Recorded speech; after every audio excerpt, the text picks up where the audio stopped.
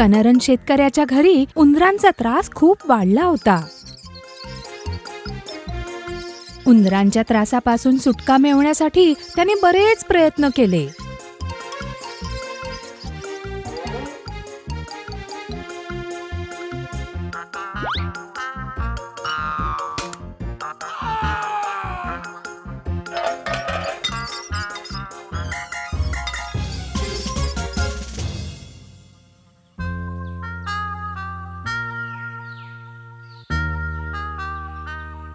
मग शेवटी तो एक बोका घेऊन आला.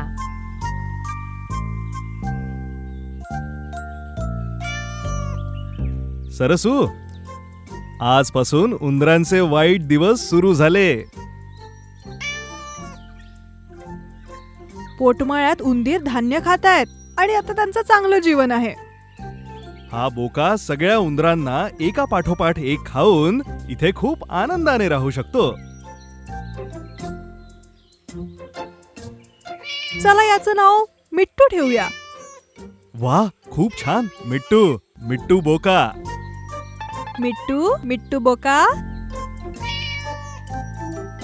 अरे बापरे, एक मांजर! इथे थांबणं आता खूप धोकादायक आहे. मी पटकन जाऊन माझ्या मित्रांना सांगतो. मला वाटतंय त्याला मिट्टू नाव खूप आवडलं. अगं, ह्याला लवकर लवकर दूध तर दे. ह्याला दूध आणि तूप खाऊन ताकदवान करायचं आहे ना. याला उंदरही तर पकडायचे आहेत. आणि असेच दिवस जात होते.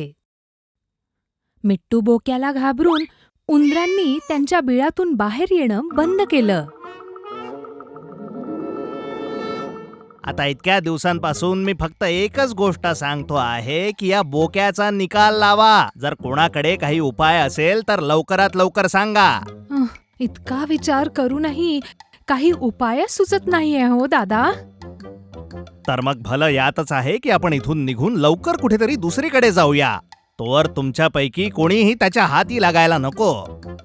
काही वेळा आधी मी स्वयंपाकघरात नारळाचा तुकडा खात होतो आणि तेव्हाच त्यावेळी तिथेही मांजर आली. हा, आणि मग ती हळूहळू माझ्या जवळ आली. मी तिथे नारळाचा तुकडा खात उभाच होतो, घाबरलेला, तर ती माझ्या बाजूने चालली गेली. हा, आणि त्याने तुला काहीच केलं नाही? ती तर माझ्या बाजूने अशा प्रकारे गेली जसं की तिने मला बघितलंच नाही. खूप विचार केल्यानंतर सुद्धा मला कळतच नाहीये की का. असं का आहे मी तुम्हाला सांगतो. घरच्या मालकांनी दिलेलं दूध, अंडे, मांस, मच्छी खाऊन तो बोका खूप जाड आणि लठ्ठ झालाय. कदाचित तो आपल्या सगळ्यांना एकत्र खायचा विचार करत असेल. मित्रांनो, मित्रांनो, मित्रांनो! कुठलाही गोंधळ न करता काय झालाय ते सांग. आपला उंदीर कुंजन आणि ती मोठी मांजर तिकडे तिकडे. हा, आपला कुंजन? अरे चला सगळे.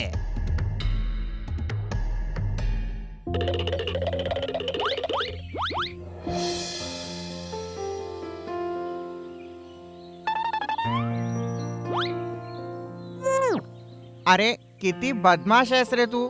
कोण आहे तू? काय नाव आहे रे तुझं? मी कुंजन आहे आणि तुझं नाव काय आहे रे? मी मिट्टू. मला सगळे मिट्टू मांजर म्हणून बोलवतात. तो उंदीर तुझा मित्र आहे का? त्या उंदराला मारून टाक. अरे बापरे! ओह, तो उंदीर सुद्धा पळाला. तू एका छोट्याशा उंदराला पण पकडू शकत नाहीये मिट्टू. चल जा इथून. खाण्याशिवाय आणि लठ्ठ होण्याशिवाय या बोक्याचं इथे काहीच काम नाहीये. अगं, काय झालं सरसू? ओह, मी बोक्याबद्दल बोलते आहे. आपण उंदीर पकडायला इथे बोका आणला होता. आता त्याला काय झालं? बोका खाऊन खाऊन लठ्ठ होत होता. उंदरांची संख्या वाढत होती. जर कुठला उंदीर बोक्यासमोर येत होता तर तो त्याच्याकडे बघत सुद्धा नव्हता. आता आपण काय करायचं?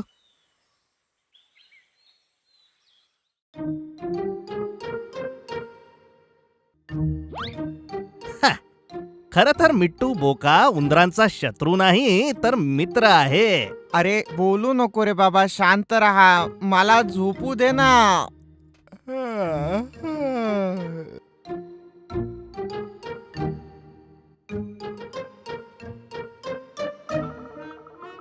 अरे लठ्ठ बोका, काय तुला दिसलं नाही का?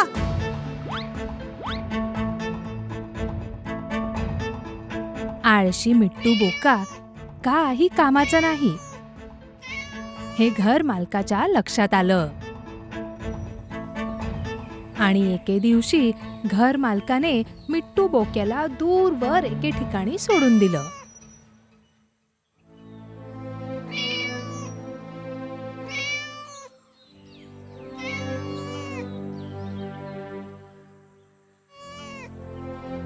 मी या उंदरांना त्रासलेली आहे. आपण एक बोका आणला पण त्याचा काहीच अर्थ नव्हता. कोणीतरी असं म्हटलं आहे, उंदरांना हरवायला घर जाळून टाकावं. मला वाटतं आपण असंच करावं.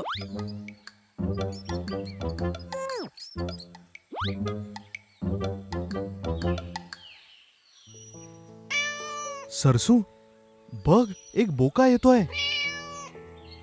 हा मिट्टू बोका आहे ना?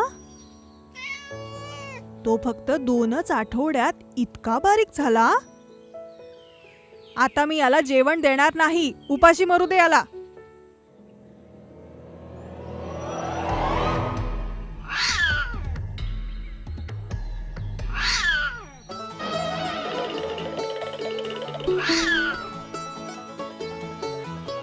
जेव्हा हा उपाशी होता, हा आपल्या शिकाराला पकडून खायला शिकला.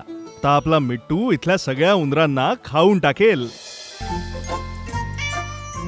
मिट्टू बोक्याने आळशीपणा सोडून दिला आणि सगळ्या उंदरांचा सफाया केला आणि अशा प्रकारे मिट्टू त्यांचा आवडता झाला.